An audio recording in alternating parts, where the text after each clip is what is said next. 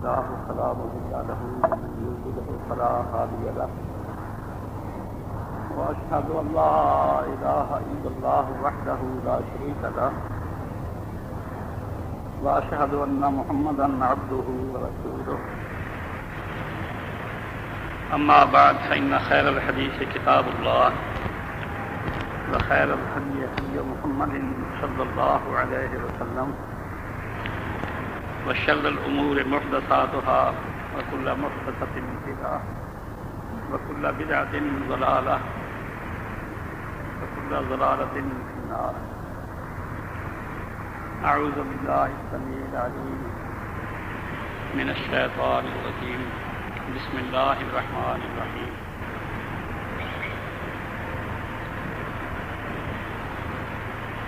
ومن يبتغ غير الإسلام دينا فلن يقبل منه وهو في الآخرة من الخاسرين.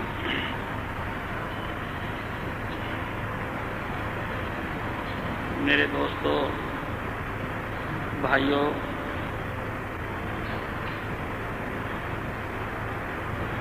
دنیا میں اللہ تعالیٰ کی نعمتوں کی کوئی حد نہیں ہے جس کا شکریہ ہر قانون کے تحت، ہر ضابطۂ اخلاق کے تحت ادا کرنا لازمی اور ضروری ہے.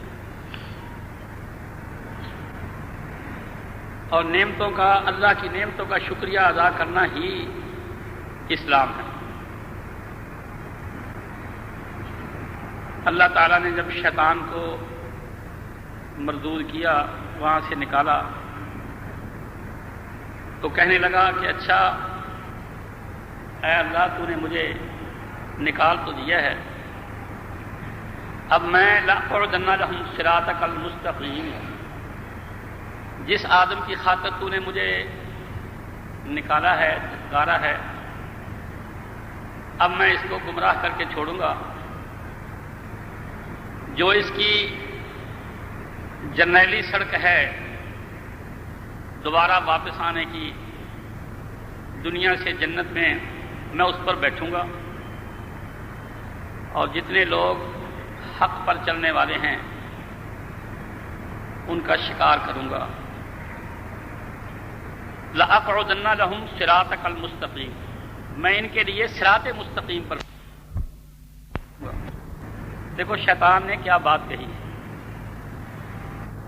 آپ کو معلوم ہے کہ جنہوں نے لوگوں کو لوٹنا ہوتا ہے، یہ چور ڈاکو لوٹ مار کرنے والے، جب اندھیرا ہو جاتا ہے، رات ہو جاتی ہے، تو سڑک پر جا کر بیٹھ جاتے ہیں. جو راستے عام چلتے ہیں ان راستوں پر بیٹھ جاتے ہیں. اور جو سمجھ والے ہوتے ہیں، جنہیں پتہ ہوتا ہے کہ اب مجھے دیر تو ہو ہی گئی ہے اور لوٹ مار ادھر عام ہے، تو پھر وہ جو مشہور راستے ہیں ان راستوں سے نہیں جاتے، پھر وہ پگڈنڈیوں سے، جو کہ راستہ نہیں ہے، کھیتوں میں سے ادھر ادھر سے ہو کر گزرتے ہیں. تو شیطان کا راستے پر بیٹھنے کے معنی یہ ہیں کہ جب شیطان دیکھتا ہے کہ آدمی جرنیلی سڑک پر چڑھا ہوا ہے، صحیح اسلام پر چل رہا ہے، تو وہ اس کو وردانے کی کوشش کرتا ہے. اور جو اس کے اڈے چڑھ ہی گیا ہے، اس نے اس کا شکار کر ہی لیا ہے، ان کو ایک طرف لگاتا جاتا ہے. اب بہت سے لوگ جو جاہل قسم کے ہیں، اگرچہ پڑھے ہوئے ہیں، آج کل کی تعلیم ان کو بہت ہے، وہ جنوں کا انکار کرتے ہیں اور کہتے ہیں کہ دیکھو جی، جن مسلمانوں کو ستاتے ہیں. ادھر ہی ہمارے علاقے میں جن ہیں، کبھی کسی انگریز کو جن نے نہیں ستایا، فرانس میں کبھی کسی کو تجربہ نہیں ہوا، یورپ میں کسی ملک میں بھی کبھی کسی انگریز کو تجربہ نہیں ہوا جنوں کا. بس جن جو ہیں یہ ہمارے دیسی لوگوں کو ستاتے ہیں.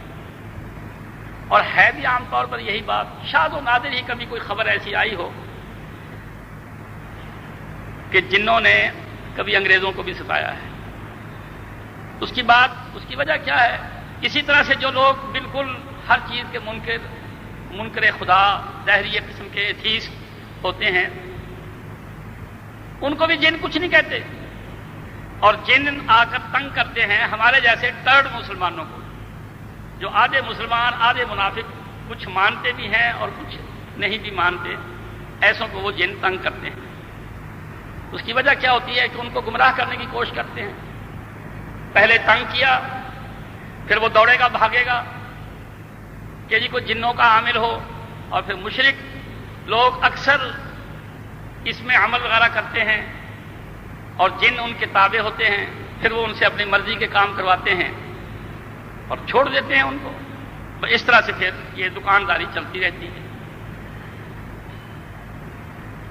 تو جو لوگ بالکل ہی پکے کافر ہو جاتے ہیں، جنہیں ذرا بھی اللہ کا یا کوئی دین کا تصور نہیں ہوتا، ان کو شیطان نے کیا کہنا ہے کہ یہ تو میرے ہو ہی گئے۔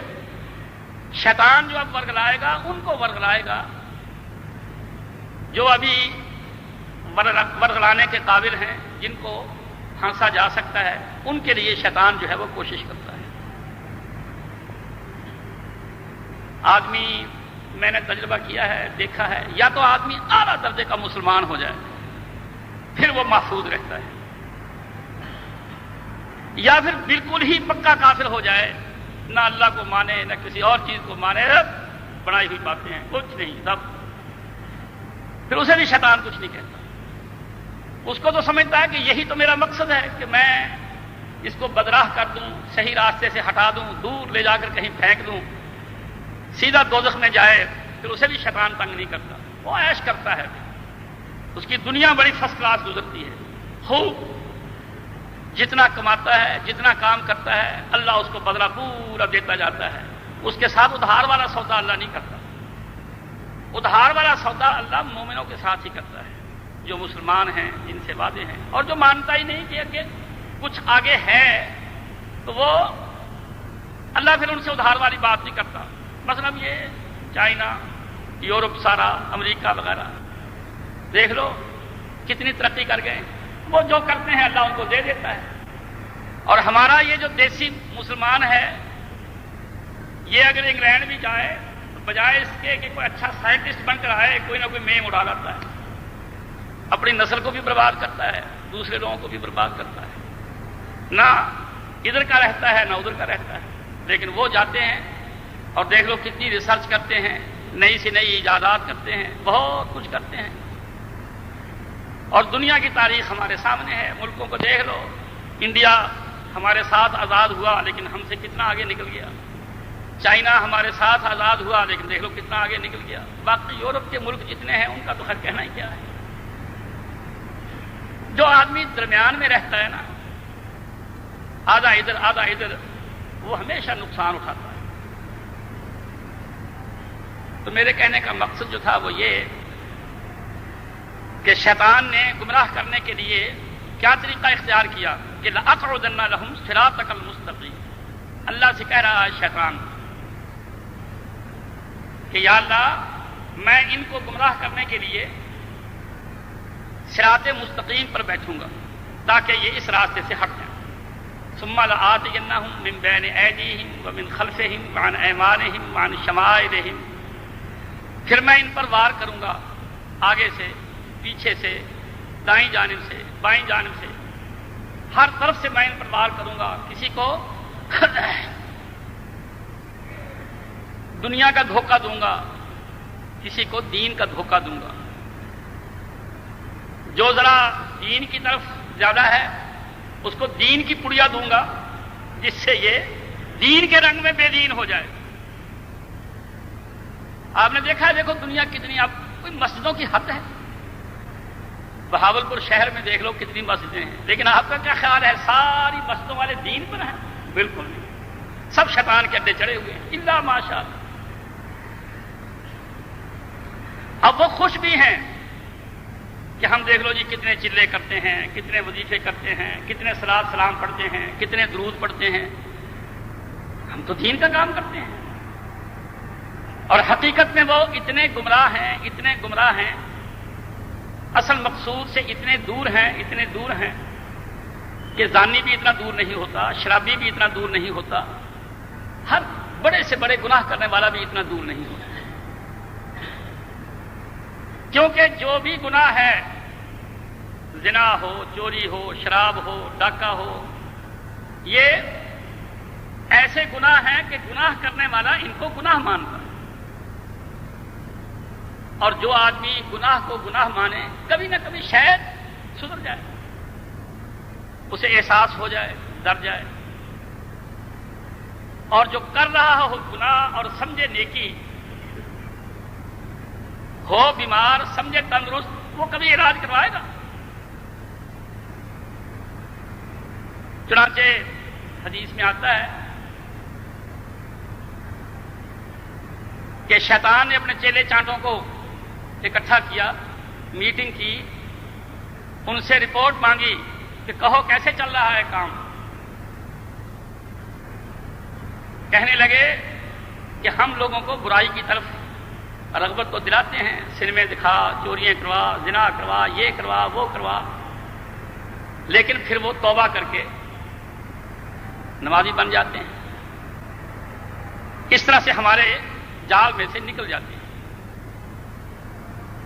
اس نے کہا کہ تم پھر یہ کام کم کرو. یوں یوں دنیا اب بڑھتی جا رہی ہے، ترقی کرتی جا رہی ہے، لوگوں کو سمجھ آتی جا رہی ہے، یہ کام ان کی برائی بڑی واضح ہے، زنا کی، شراب کی، چوری کی، ان کی برائی بڑی واضح ہے. تم لوگوں کو شرک اور بدعت میں لگاؤ. مزاروں کو ہرا کرو، مزاروں کو آباد کرو، مزاروں کو بارونق کرو، وہاں اللہ اللہ کرواؤ. دیکھو پھر اگر تمہارے جال سے کوئی نکل جائے، وہ اس کو نیکی سمجھیں گے، وہ اس کو عبادت سمجھیں گے، وہ اس کو دین سمجھیں گے اور کبھی توبہ نہیں کریں گے. زانی توبہ کر لے گا کیونکہ اس کا دل ملامت کرتا ہے. شرابی جانتا ہے کہ میں برا کام کرتا ہوں. اسی طرح سے اور گناہ کرنے والا کبیرے سے کبیرہ گناہ ہو، لیکن غلط وظیفے کرنے والا، پیروں کو چومنے چاٹنے والا، یہ دیکھ لو سارے مولوی لگے ہوئے ہیں، دنیا لگی ہوئی کس قدر. اور پھر دین کا دین، مسجدوں میں اذانیں ہوتی ہیں، دھڑا دھڑ دیکھ لو اذانیں. آپ نے شیعہ کی اذان سنی ہوگی، بالکل اسی سے ملتی جلتی اذان بریلویوں کی ہوتی ہے. شیعہ جب اذان دیتے ہیں پہلے بہت کچھ پڑھتے ہیں، بعد میں بہت کچھ پڑھتے ہیں، اپنا بنایا ہوا. بریلویوں کو دیکھ لو، وہ کوئی درود تاج پڑھے گا، کوئی کچھ پڑھے گا، کوئی بعد میں پڑھے گا، کوئی پہلے پڑھے گا. یعنی اذان سے ہی پتہ چل جاتا ہے کہ دونوں بھائی ہیں، دونوں ایک ہی قسم کے ہیں، ایک ہی برادری ہے. پھر آگے مسجدوں میں آ جاؤ. مسجدوں میں آ کر شیعہ کی نماز اور طرح کی ہے، بریلوی کی نماز اور طرح کی ہے، لیکن بریلوی کے ساتھ دیوبندی مل جاتا ہے، دیوبندی اور بریلوی کی نماز دونوں کی ایک ہے. یہاں پتہ چل جاتا ہے کہ بریلوی اور دیوبندی بھی بھائی بھائی ہیں، یہ بھی ایک ہی برادری. نہ ان کا کھڑا ہونا سیدھا، نہ ان کے ہاتھ باندھنے سیدھے، صحیح ہاتھ باندھنے، نہ کوئی پڑھنا، نہ رکوع صحیح، نہ قومہ صحیح، نہ قعدہ صحیح، نہ دعائیں صحیح، سب فرضی بناوٹی مصنوعی نماز، اپنی بنائی ہوئی نماز. یہاں اگر پتہ چل جاتا ہے کہ اذان میں تو بریلوی اور شیعہ برادری ایک ہے، اور نماز میں دیوبندی اور بریلوی برادری ایک ہے. اور پھر آگے بڑھو تو پھر اہل حدیثوں کو دیکھ لو کہ ان کی اذان بھی مختلف، کوئی بناوٹ نہیں. اللہ اکبر سے شروع ہوتی ہے، لا الہ الا اللہ پر ختم ہوتی ہے. کوئی کہے لا الہ الا اللہ کے ساتھ محمد رسول اللہ کہہ لو، اہل حدیث کبھی نہیں کہے نا، توبہ، اذان خراب ہو جائے گی. اب کوئی سوچے کہ محمد رسول اللہ کو برا کلمہ ہے، لیکن یہ نہیں کہے گا اہل حدیث اللہ اکبر لا الہ الا اللہ محمد رسول اللہ، یہ نہیں کہے گا. کیا کہے گا؟ اللہ اکبر لا الہ الا اللہ، فل سٹاپ، بریک، پکی، ختم. جو بات اپنی طرف سے کہی جائے وہ کبھی دین ہوتا ہے. جس نے یہ بات نہیں سمجھی وہ مسلمان کب ہوا؟ دیکھو عقل کی بات ہے. میں جمعے میں کوشش یہ کرتا ہوں، اور قاعدہ بھی یہی ہے، جب جھاڑو دیا جاتا ہے باہر سے نہیں شروع کیا جاتا، اندر سے باہر کو نکالا جاتا ہے کہ جو گندگی ہے، جو غلاظت ہے، جو خرابی ہے، کوڑا کرکٹ ہے، باہر نکالتے جاؤ۔ اس لیے ہم جمعے میں کن پر زیادہ تر زور دیتے ہیں؟ سب سے زیادہ دیوبندیوں پر، اس کے بعد بریلویوں پر، کیونکہ یہ ہمارے قریب ترین ہیں۔ شیعہ کی بات ہم کم کرتے ہیں، مرزائیوں کا تو نام ہی نہیں لیتے، کیونکہ نہ کو مرزائی آئے، یہ مولویوں کو عادت ہے جمعے میں اور اس میں کبھی مرزائیوں کے خلاف، کبھی شیعہ کے خلاف، کبھی کسی کے خلاف، کبھی کسی کے خلاف۔ حالانکہ تبلیغ کرتے ہوئے ہمیشہ یہ دیکھنا چاہیے کہ میرے مخاطبین کون لوگ ہیں، میری آواز کن تک پہنچتی، مجھے ان کے مطلب کی بات کرنی چاہیے تاکہ یہ سدھرے۔ میں یہاں کھڑا مرزائیوں کو گالیاں دیتا رہوں، کیا فائدہ؟ کوئی فائدہ ہے؟ کوئی فائدہ نہیں۔ اسی طرح سے اور کسی کو برا بھلا کہتا رہوں جن کا ہم سے کوئی کنسرن ہی نہیں، کوئی فائدہ نہیں۔ ضمناً کسی کی کوئی بات آ جائے تو وہ علیحدہ بات ہے، ورنہ ہماری تقریر کا مقصود ہمیشہ یہ ہوتا ہے دیوبندی کو سدھارنا اور بریلوی کی اصلاح کرنا۔ جب ہم جھاڑو دیتے ہیں تو پہلے دیوبندی کو صاف کرتے ہیں کہ یہ ٹھیک ہو جائے، پھر بریلوی کو صاف کرتے ہیں، کیونکہ ان کا ہمارا کافی قرب ہے، کم سے کم کتابیں ایک ہیں۔ اگرچہ وہ فقہ پر بہت زور دیتے ہیں لیکن جھوٹا سچا حدیثوں کو بھی مانتے ہیں، بخاری، مسلم، ابو داؤد، نسائی، ترمذی، ابن ماجہ، ان کو بھی مانتے ہیں، اس لیے پھنس جاتے ہیں۔ مولانا اشرف علی تھانوی، ان کے شاگرد، ان کے استاد، ان کا گروپ مولویوں کا، انہوں نے حدیث کی ایک کتاب جمع کی اور اس کے مقدمے میں شروع میں کیا لکھتے ہیں کہ ہمارے طالب علم، حنفی طالب علم دیوبندی بریلوی جب درسوں میں پڑھتے ہیں اور حدیث کی یہ کتابیں پڑھتے ہیں، بخاری، مسلم، ابو داؤد، نسائی، ترمذی، ابن ماجہ، تو ان کے ذہنوں میں یہ بات بیٹھ جاتی ہے کہ ہم تو حدیث سے بہت دور ہیں، ہمارے تو سارے مسئلے حدیث کے خلاف بہت دور ہیں۔ اس لیے ہمیں ایسی کتاب جمع کرنی چاہیے کہ جس کو پڑھ کر حنفی ڈولے نہ، حنفی طالب علم ڈولے نہ، اس کے دل میں انفیریٹی کمپلیکس کہ وہ بھائی میں ہم تو کچھ نہیں ہے، ہمارا دین تو بالکل خلاف ہے، یہ بات نہ پیدا ہو۔ تو انہوں نے حدیثیں چھانٹ چھانٹ کر، چن چن کر، بالکل کباڑ خانے کی، ضعیف سی، بیکار سی جمع کی جو ان کے مذہب کے مطابق تھی۔ ایسی کتاب کو کیا اور اس کے مقدمے میں شروع میں یہ بات لکھی۔ میں مظفر گڑھ تھا، اللہ اکبر، آدمی کو واسطہ پڑتا ہے تو پتہ لگتا ہے۔ میں بورڈ آف اسٹڈیز کا پنجاب یونیورسٹی کا ممبر تھا، 5-6 سال رہا۔ ہمارا کام ہوتا تھا BA کا کورس بنانا، اسلامیات کا۔ تو میں نے وہاں کوشش یہ کی کہ اس میں ایک طرف حدیث رکھی جائے، ایک طرف فقہ حنفی رکھی جائے، تاکہ لڑکے آپس میں مقابلہ کر سکیں، ان کو حدیث اور فقہ کے فرق کا پتہ لگ جائے اور وہ صحیح چیز اختیار کریں، اس کو قبول کریں۔ میں نے بلوغ المرام کا نماز کا چیپٹر BA کے کورس میں رکھوا دیا، اور ادھر قدوری جو فقہ حنفی کی کتاب ہے اس کا بھی نماز کا چیپٹر کورس میں رکھوا دیا کہ فقہ میں یہ پڑھیں اور حدیث میں یہ پڑھیں۔ چلو کورس بن گیا۔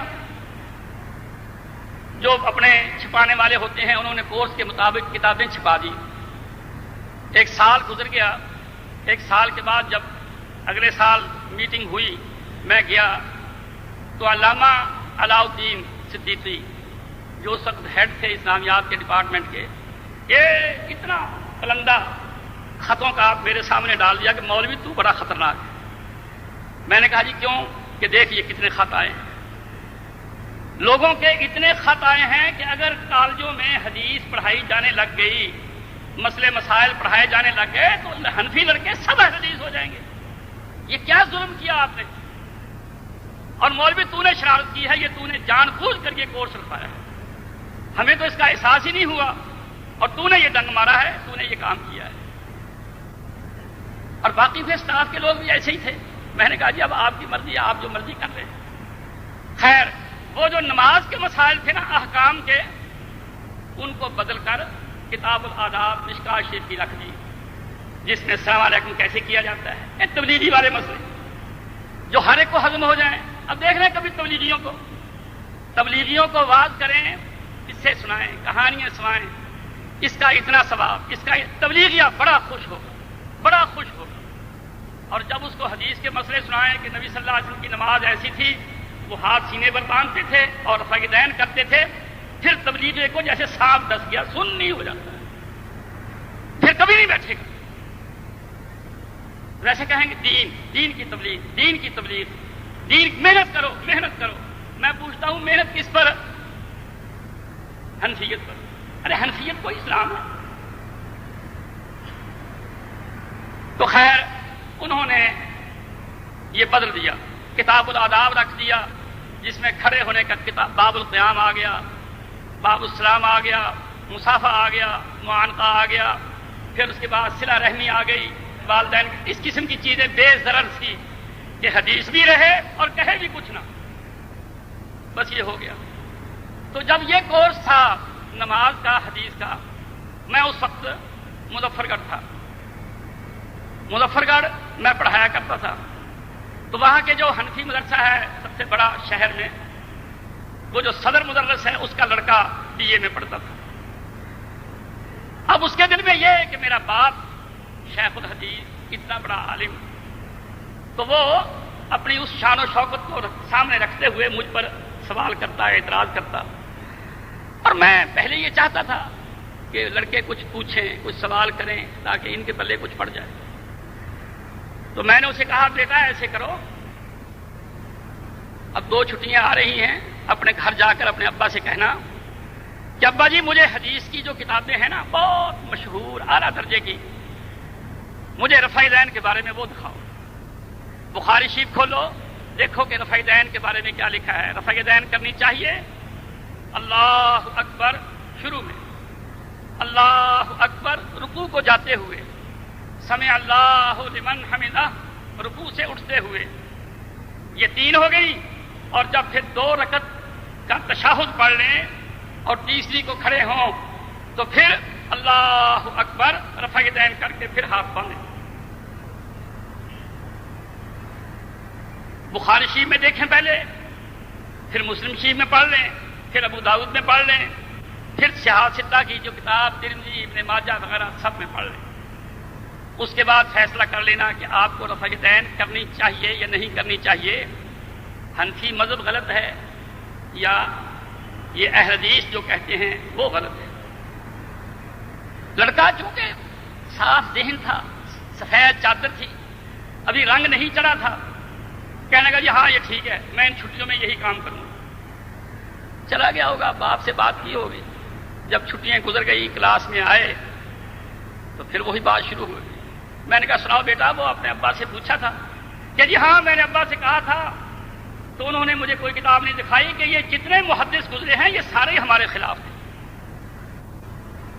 یعنی باپ نے یہ بات کہہ کر بس یہ چیپٹر ہی بند کر دیا، کتاب مجھے کو کھول کر دکھائی۔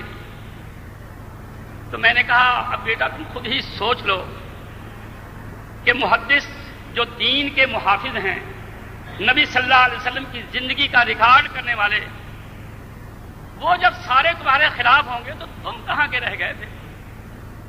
تمہارا تو پھر ستیاناش ہو گیا، پلے کچھ بھی نہ رہا۔ تو یہ صورتحال ہے۔ شیطان کیا کرتا ہے؟ نماز پڑھنے والے کو نماز کے رنگ میں جس کو جیسا دیکھتا ہے ویسی ہی پڑیا دیتا ہے۔ اگر بڑا دین کی طرف جاتا ہے تو اس کو شرک کی پڑیا دیتا ہے، بدعت کی پڑیا دیتا ہے۔ حدیث میں آتا ہے قیامت کے قریب جا کر شیطان اپنے چیلے چانڈوں کو بھیجے گا بدماشوں کے پاس، زانی، شرابی، بدکار لوگوں کے پاس۔ ان کو کیا کہے گا کہ دیکھو تمہیں شرم نہیں آتی، دیکھو بزرگوں کی قبریں، کسی کو بشارت دلائے گا، دیکھو فلاں مزار پر جا، اتنا بڑا کامل ولی تھا، اوپر کی نیچے کر دیتا تھا، نیچے کی اوپر کر دیتا تھا۔ بس ادھر سے ہٹائے گا، پھر وہ بگلا بھگت بن جائیں گے، اور اس پر وہ چلے جائیں. زنا سے ہٹائے گا شیطان, چوری سے ہٹائے گا, بدعتوں میں لگائے گا. صراط مستقیم پر بیٹھ کر اس کو وہاں سے ہٹا کر شرک اور بدعت کی طرف لے جائے گا کہ جہاں نہ توبہ کی گنجائش, نہ سدھرنے کی گنجائش. آپ دیکھو نا, یہ درخواست دیں آپ تھانے میں ڈی سی کے کہ یہ صلاۃ سلام والے بہت شور مچاتے ہیں, تنگ کرتے ہیں. تو عام یہ جو اکثر منشی ہوتے ہیں سارے, شاہ جی سب فرضی, تو وہ اللہ کا نام لیتے. تمہیں برا لگتا ہے اللہ رسول کا نام لیتے. دیکھو کتنا بڑا فراڈ ہے یہ. دوسرے کے لیے دھوکہ, حقیقت میں دین کو بگاڑنا اور سمجھنا یہ کہ یہ دین ہے. اب چنانچہ دیکھ لو مسجدیں بھری پڑی, یہ مسجد آپ کے پاس ہے, ادھر مسجد ہے, جامع مسجد ہے, فلاں مسجد ہے, فلاں مسجد ہے, فلاں مسجد. کتنی تعداد ہے. امام آئے گا, آ کر کانوں کو ہاتھ لگائے گا. حالانکہ یہ رفع دین کا کوئی طریقہ نہیں. توبہ میری, کانوں کو ہاتھ لگائے گا. اب یہ چھوڑتے ہی ہے یہاں ہاتھ امام, اور پیچھے سارے کے سارے. جو نیت امام کی وہ میری. جس کھڈے میں امام جائے گا اسی کھڈے پہ میں جاؤں. پڑھ رہے ہیں نماز, دھڑا دھڑ. یہ نہیں دیکھنا کہ ہمارے امام محمد صلی اللہ علیہ وسلم, ہمیں نماز محمد صلی اللہ علیہ وسلم کے طریقے کی پڑھنی چاہیے. پہلے ہم محنت کریں, سمجھیں کہ نبی صلی اللہ علیہ وسلم کی نماز کا کیا طریقہ تھا. آپ کھڑے کیسے ہوتے تھے, آپ ہاتھ کیسے باندھتے تھے, آپ رفع یدین کیسے کرتے تھے. ساری باتیں دیکھو نا. یعنی یہ یقین جانے کہ جب ایک آدمی صحیح دیندار ہوتا ہے تو وہ ہر وقت یہ تلاش کرتا ہے حضور صلی اللہ علیہ وسلم کا طریقہ کیا, نبی صلی اللہ علیہ وسلم کی سنت کیا تھی. میں تو ویسے کروں گا جیسے نبی صلی اللہ علیہ وسلم کا طریقہ. یہ نیک آدمی کی علامت ہے. اور جو گندا ہوگا, بہکا ہوا ہوگا, بھٹکا ہوا ہوگا, غلط راہ پر ہوگا, وہ بزرگوں کی تعریف ہے. بزرگ, یہ بزرگ ایسے تھے, یہ بزرگ ایسے تھے, یہ ایسا کر دیتے تھے, یہ ویسا کر دیتے تھے. کبھی کچھ ادھر کی باتیں, ادھر کی باتیں. سوچنے والا سوچتا ہے کہ اسلام میں شخصیت پرستی کا تو سوال ہے ہی نہیں. اسلام تو یہ کہتا ہے کہ لوگوں, اللہ کہتا ہے کہ لوگوں میں اپنے نبی محمد کے سوا کسی کی گارنٹی نہیں دیتا. بس سوچ لو, اگر کل کو تم بھٹک گئے اور میرے پاس آ کر کہنے لگے کہ یا اللہ میں تو فلاں کے پیچھے لگ گیا, میں کہوں گا تجھے کس نے کہا تھا ادھر جا. دیکھو نا, آپ کے پاس کوئی اتھارٹی تو ہونی چاہیے. اللہ کہتا ہے قُلْ إِن كُنتُمْ تُحِبُّونَ اللَّهَ فَاتَّبِعُونِی. اے نبی لوگوں سے کہہ دے صاحب سیدھی بات کہ لوگوں اگر تمہیں اللہ سے پیار ہے, اللہ سے ملنا ہے, اللہ سے جنت لینا ہے, اللہ سے محبت ہے, فَاتَّبِعُونِی, میرے پیچھے آؤ. چھوڑ دو سب کو. یہ قرآن ہے. قُلْ إِن كُنتُمْ تُحِبُّونَ اللَّهَ, تو کہہ دے لوگوں سے کہ اگر تمہیں اللہ سے محبت ہے, اللہ سے پیار ہے, اللہ کے پاس جانا ہے, اس سے ملنا ہے, اس سے جنت لینا ہے, تو کیا کرو, فَاتَّبِعُونِی, میرے پیچھے. یُحْبِبْکُمُ اللَّهُ, پھر اللہ تم سے محبت کرے گا. اگر تم نے کوئی اپنا بنایا ہوا امام پکڑ لیا, اپنا کو پیر مرشد پکڑ لیا, اولیاء کا حیدہ ہو گیا, تو پھر کیا ہوگا, بس کھڈے میں پڑ جاؤ, کوئی ضمانت نہیں. دیکھو دین کا معاملہ, بخاری شریف اٹھائیں جو سب سے اعلیٰ درجے کی صحیح کتاب ہے.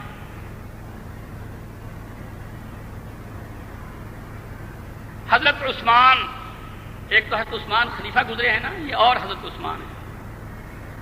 آپ نے بھائی چارہ قائم کیا تھا مہاجرین میں اور انصار میں.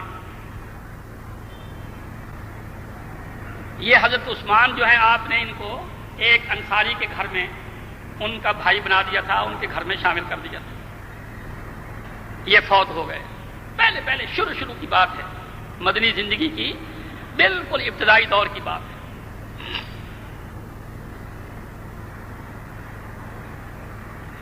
فوت ہو گئے، غسل دے رہے ہیں، کفن دے رہے ہیں، اب تدفین وغیرہ کا موقع ہے۔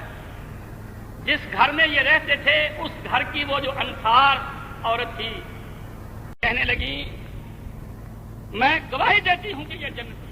دیکھو نا، یہ دور دور سے تعریفیں لوگوں کی کرتے ہیں، لیکن اس کا حال پوچھنا ہو تو محلے والوں سے یا گھر والوں سے جا کر پوچھو، پھر لوگ بتائیں گے کہ یہ کیسا ہے۔ دور کے ڈھول سہامنے۔ اب اس عورت کا جس سے 24 گھنٹے کا واسطہ ہے، آنا، بے تکلف آنا یا کیسی زندگی گزارنا، پھر کھانے کے لیے لینا، پھر کوئی چیز لا کر دینا، پھر کبھی غصہ یا یہ وہ عورت کہتی ہے کہ میں گواہی دیتی ہوں کہ یہ زندگی،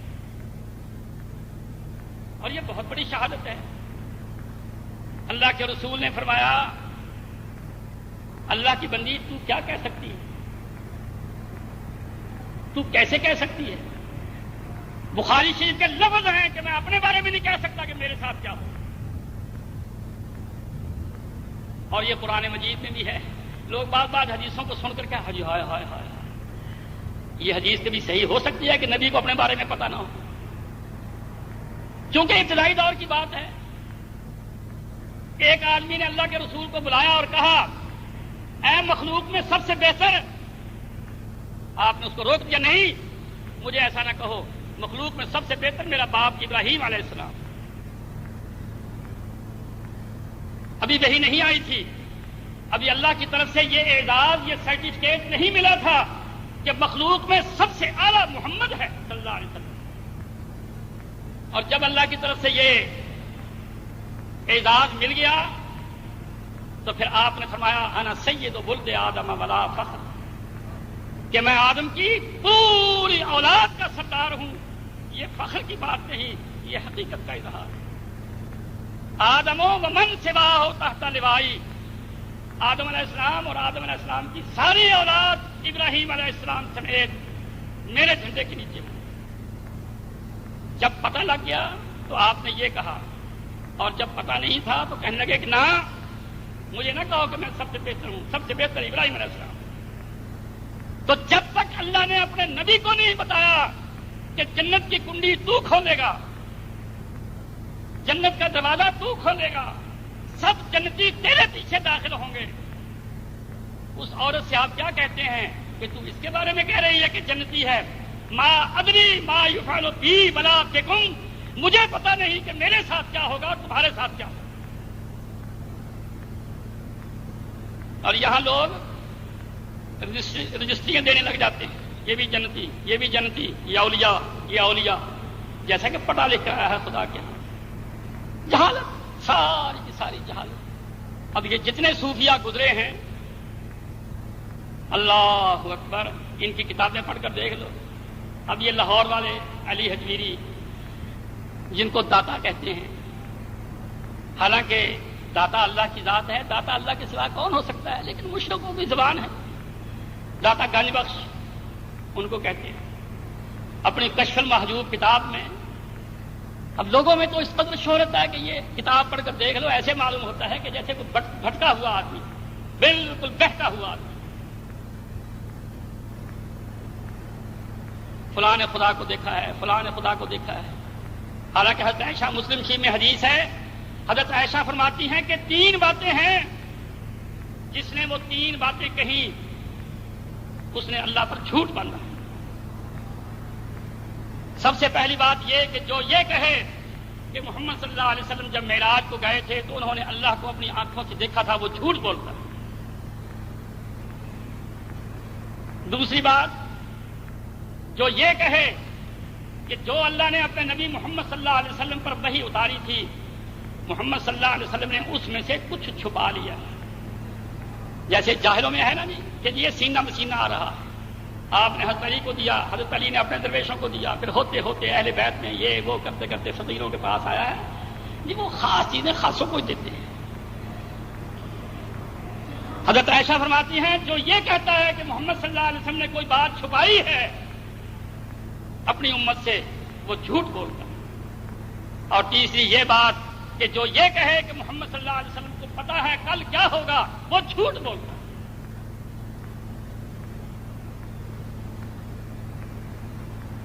پھر اسی کشف المحجوب میں یہ لکھا ہے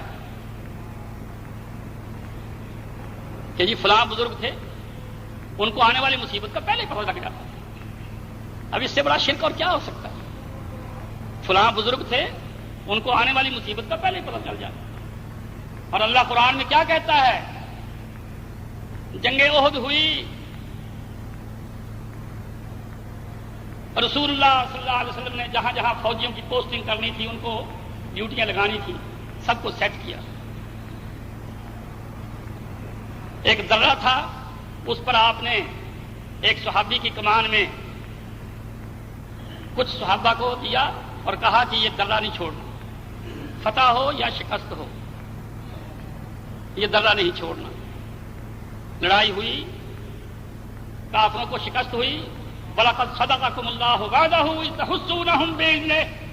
مسلمانوں، اللہ نے اپنا وعدہ تم سے سچا کیا کہ جب بھی تم کافروں سے لڑو گے تمہاری جیت ہوگی، تمہاری فتح ہوگی۔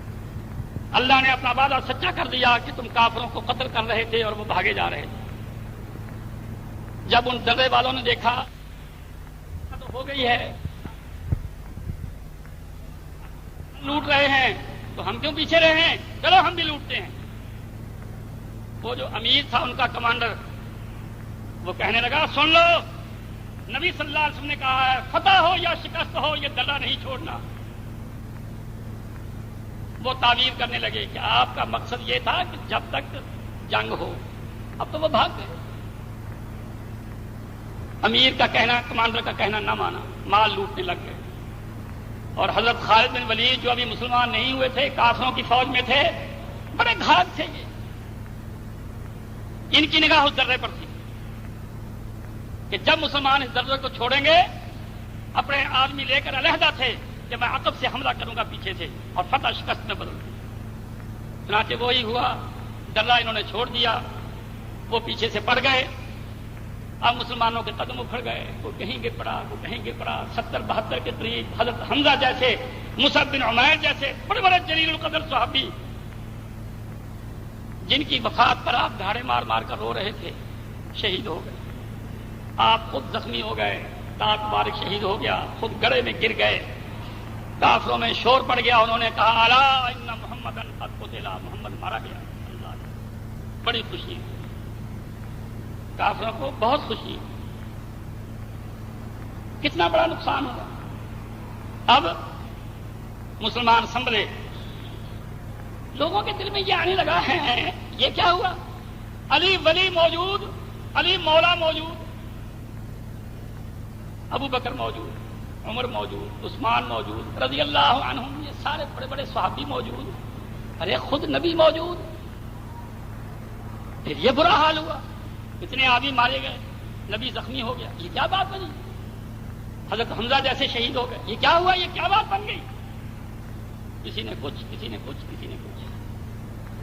اللہ نے جب یہ مشہور ہو گیا کہ حضور صلی اللہ علیہ وسلم قتل ہو گئے ہیں، اللہ نے قرآن میں آیت اتاری، دیکھو توحید، وما محمد الا رسول۔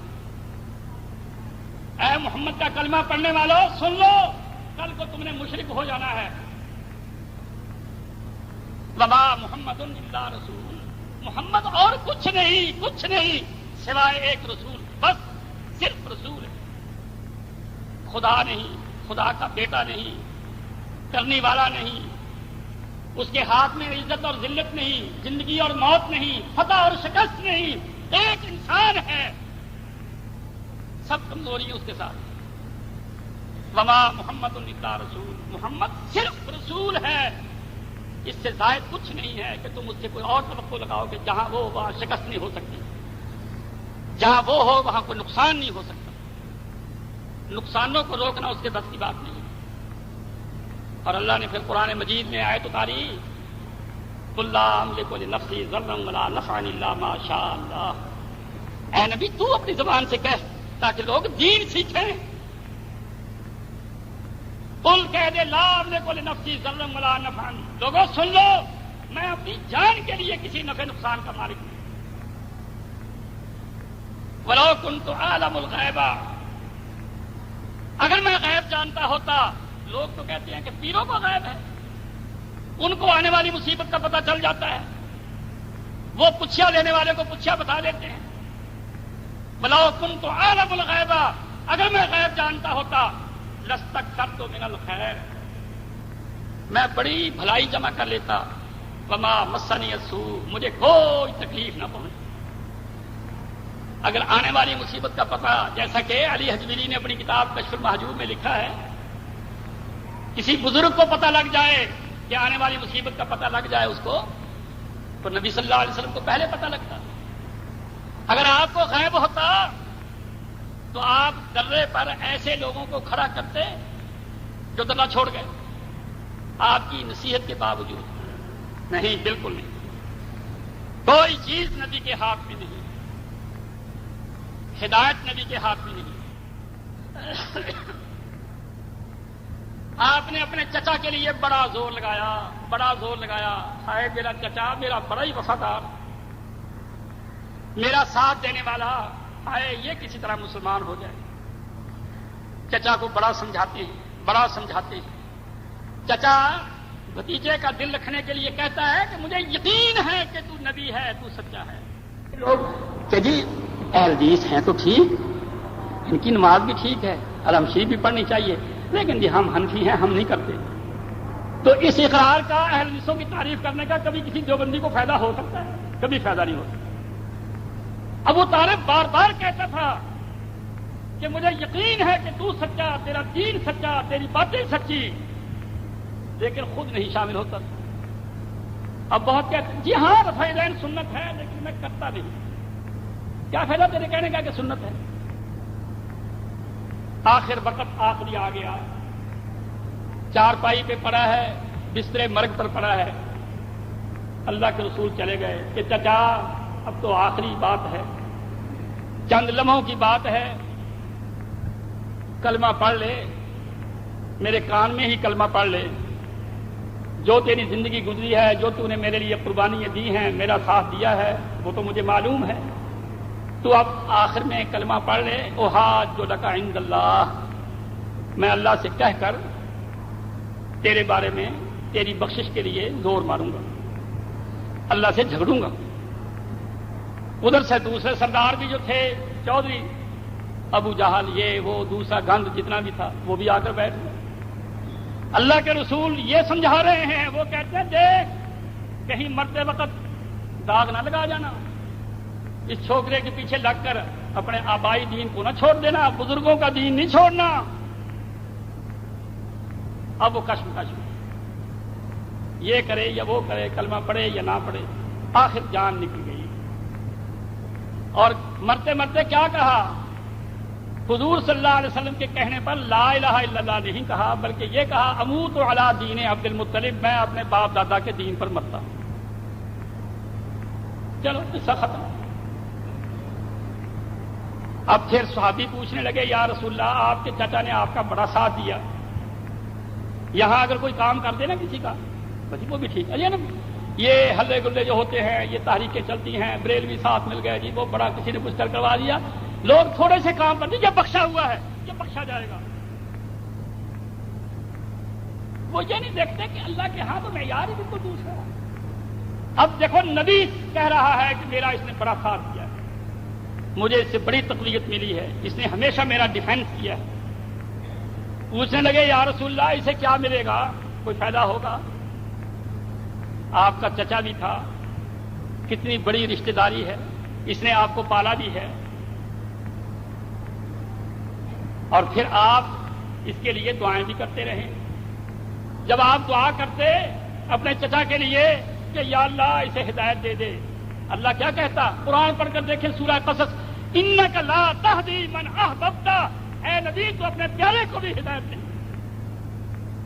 یہ قرآن، انک لا تہدی من احببت، تو نہیں ہدایت دے سکتا جس کو تو بڑی محبت کرے، ولکن اللہ یہدی من یشاء، ہدایت دینے والا اللہ ہے. بلال کارے کو جو حبشے کا ہے، اس کو تو لا کر مسلمان کر دیا اور نبی کو اپنی زندگی میں جنتوں میں پھرا کر دکھا دیا، لیکن چچا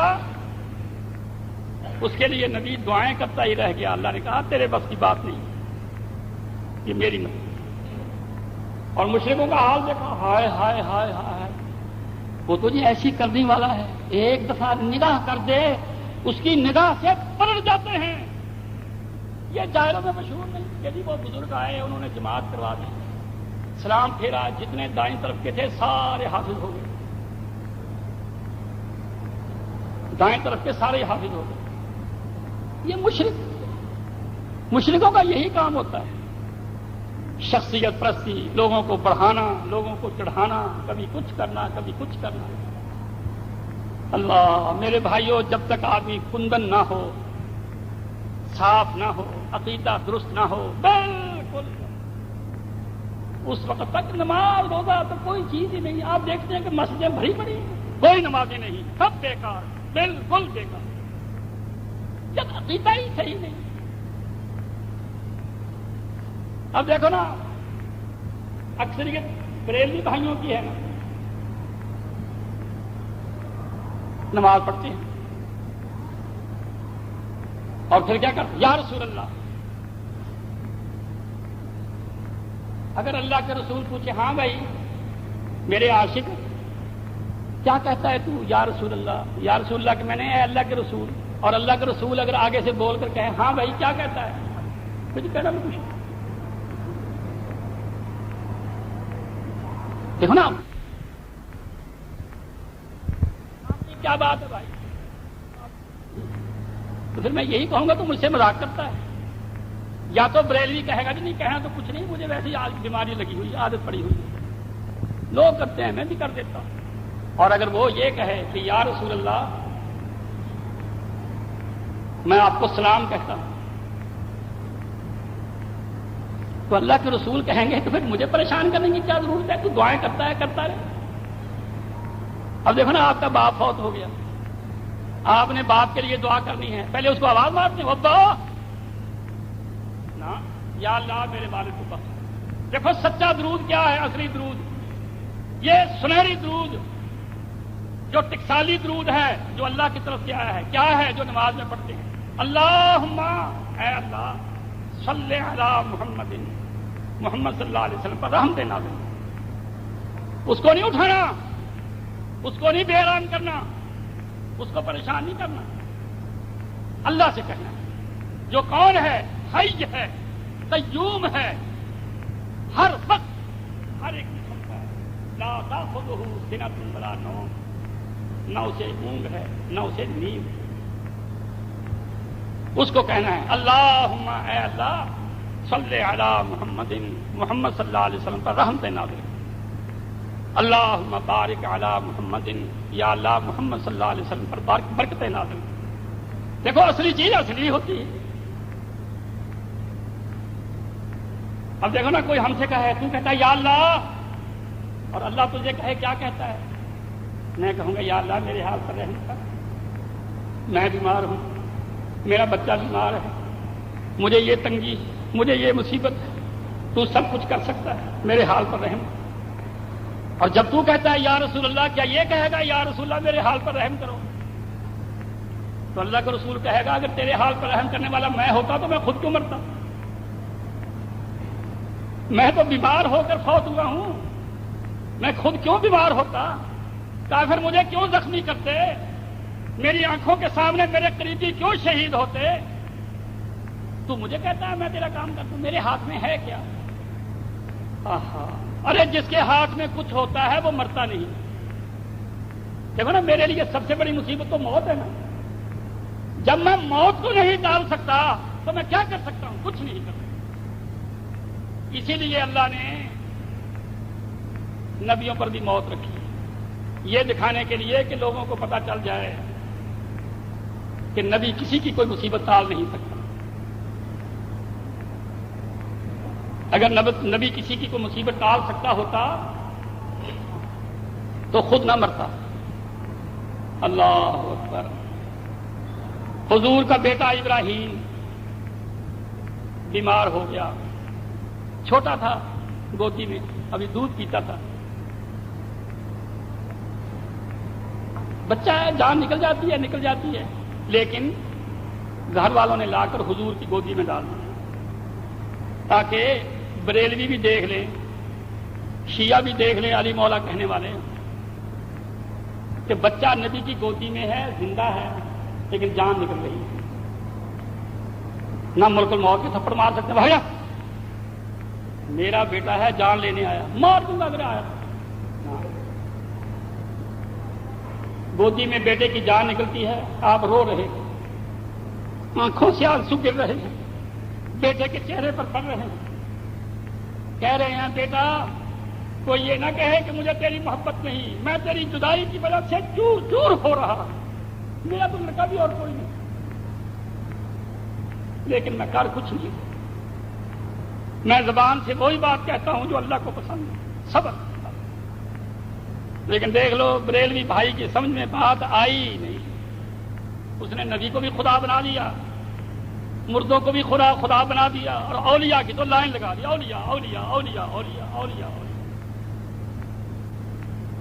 اور جاہل بس آنکھیں بند کر کے سنتے رہتے ہیں اور اپنا دین ایمان پر بات کرتے رہتے ہیں۔ میرے بھائیوں، جب تک آپ کے دل میں ایک اللہ پر ایمان صحیح نہیں ہوگا، نماز میں کبھی جان نہیں آئی، نماز میں کوئی لذت نہیں آئی۔ آدمی اللہ کہتا ہے کہ لوگوں میرے سوا کوئی عبادت کے لائق نہیں، فلسفہ دیکھو، میں 2 حرفوں میں آپ کو بتاتا ہوں، لا الہ الا اللہ، میرے سوا کوئی عبادت کے لائق نہیں، کیوں؟ کوئی میرے جیسے کام نہیں کرتا۔ دلیل کیا ہے؟ فوجداری نہیں ہے، ہاؤس نہیں ہے کہ زبردستی مانو، اللہ کہتا ہے نہ، بالکل نہ زبردستی مانو۔ اسی لیے اللہ اب آیت کرسی پڑھ کر دیکھیں، کبھی آیت کرسی اللہ کو کیوں پیاری؟ اللہ دیکھو، اللہ اپنا تعارف کروا رہا، اللہ کون ہے؟ اللہ لا الہ الا هو الحی القیوم۔ اللہ کون ہے کہ جس کے سوا کوئی الہ نہیں، وہ الہ کیوں ہے؟ الحی، وہ زندہ ہے، باقی کوئی چیز زندہ رہنے والی نہیں۔ فرشتے بھی مر جائیں گے، ملک الموت بھی مر جائے گا، جبرائیل بھی مر جائے گا، سب پر موت آئے گی۔ وتوکل علی الحی الذی لا یموت، اللہ قرآن میں کہتا ہے، ارے پگلے بھروسہ کرنا ہے تو نبی پر نہ کر۔ دیکھو نا، آپ ٹیک لگا کر، ایک آدمی اس پلر کے ساتھ ٹیک لگائے، آپ اس آدمی کے ساتھ ٹیک لگائیں، پھر ٹیک لگائیں، پھر ٹیک لگائیں، جب تک یہ پلر قائم ہے آپ بھی قائم رہیں گے، اور اگر یہ پلر ہی الٹ جائے گیا کام ختم۔ وہ بچے اینٹوں کا کھیل کھیلتے ہیں نا، اینٹیں کھڑی کر دی، اینٹیں کر آگے ایک کو ٹھوکر مار دی، ساری گر جاتی۔ دنیا کا یہی حال ہے۔ اللہ کہتا ہے دنیا میرے سہارے قائم، ان اللہ یمسک السماوات والارض ان تزولا، یہ آسمان جو بغیر ستونوں کے کھڑا ہے، پتہ نہیں کتنا اس میں وزن ہے، میں نے تھما ہوا ہے۔ یہ زمین جو پتہ نہیں کتنا بھاری ایک کرہ ہے، چکر لگا رہی ہے، گھوم رہی ہے، یہ میں نے روک رکھی ہے۔ ان اللہ یمسک السماوات والارض ان تزولا، یہ اللہ ہی ہے جو آسمانوں اور زمینوں کو تھامے ہوئے ہے تاکہ گر نہ جائیں، اور جب اللہ چاہے گا قیامت آئے گی، دھڑام سے آسمان ادھر زمین ادھر سب نیس ہو جائے۔ جس کو موت آ جائے اس پر کیا بھروسہ کرنا؟ وتوکل علی الحی الذی لا یموت، بھروسہ اس زندے پر کر جس کو موت نہیں آئی۔ سب پر موت آئی، نبی پر بھی موت آئی، ولی پر بھی موت آئی، سب پر موت آ گئی۔ میرے بھائیوں، یہ بڑے بنیادی عقائد ہیں ہمارے ملک میں، اکثریت مسلمانوں کی بریلویوں کی، لیکن بریلویوں کا عقیدہ آپ نے دیکھا ہے، کتنا کمزور، کتنا غلط ہے. پھر اس کے بعد دیوبندیوں کو دیکھ، اس کے بعد پھر ہمارا اہل حدیثوں کا نمبر آ جاتا ہے. یہ بھی لڑ کے جائیں، دین کا پتہ ان کو بھی کچھ نہیں. اللہ کی جو شان ہے، اللہ پر جو ایمان ہے، اللہ پر جو بھروسے والی بات ہے، وہ تو بالکل ختم ہی ہو گئی. تو اس لیے میں جو آپ سے بات کر رہا تھا، کہنا تو مجھے اور تھا کچھ، چونکہ ادھر توحید پر معاملہ چل پڑا، اس لیے میں نے کہا چلو بعد بیچارے نئے نئے آدمی آتے ہیں، اور میں نہیں چاہتا کہ کوئی ہمارے ہاں جمعہ پڑ جائے پھر اس کے ایمان میں کچھ ٹچ رہے. میرے بھائیوں، عقیدے بہت درست کر لو، عقیدے بہت درست کر لو. موٹی بات یہ یاد رکھو، آپ یہ مانتے ہیں نا کم از کم جو یہاں آئے ہوئے ہیں یا نمازیں پڑھتے ہیں، جمعے پڑھتے ہیں، کہ اسلام کے بغیر نجات نہیں. کہیے کسی کو شبہ ہے اس میں؟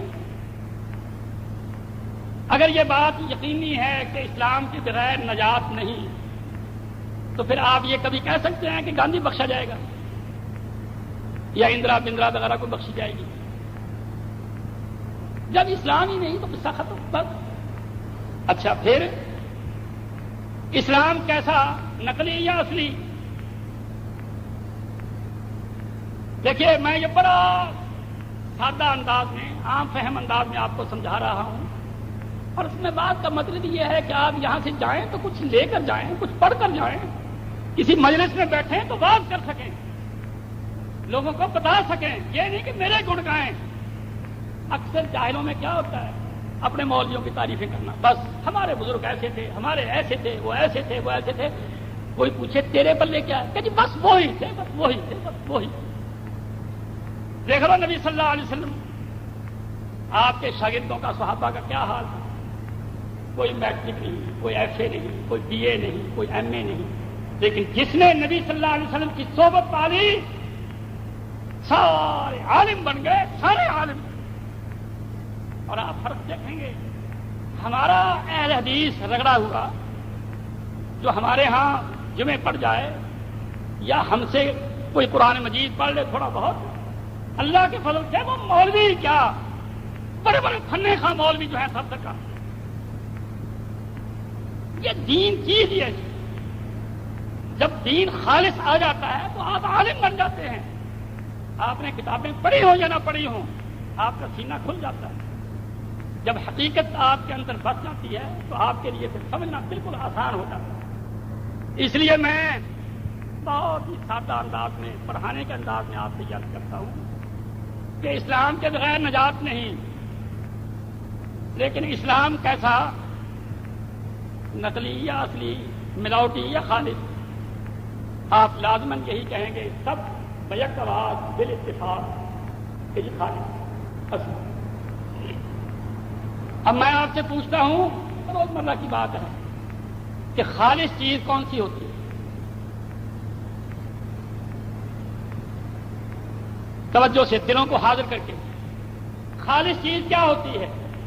خالص چیز وہ ہوتی ہے کہ اس کے جو اپنے اجزائے اصلیہ ہوں، بس وہی ہوں، ان کی جنس کا، ان سے ملتی جلتی کوئی چیز اس کے اندر شامل ہے. اگر کوئی چیز اس سے ملتی جلتی اس کے اندر شامل ہو جائے، وہ اعلیٰ ہو یا ادنا ہو،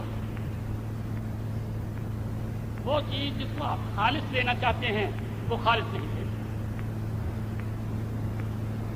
آپ کو بچہ بیمار ہے، حکیم نے بکری کا دودھ بتایا، آپ بکری کا دودھ لیتے ہیں. دینے والوں کے پاس بکری کا دودھ کم ہوتا ہے، وہ بھینس کا ڈال کر آپ کو دے دیتے ہیں. آپ کہتے ہیں جی بکری کا دودھ ہے، کہ جی ہاں، حالانکہ آپ نے ملا دیا بھینس کا دودھ. اب آپ بتائیے بھینس کا دودھ اچھا ہوتا ہے یا بکری کا؟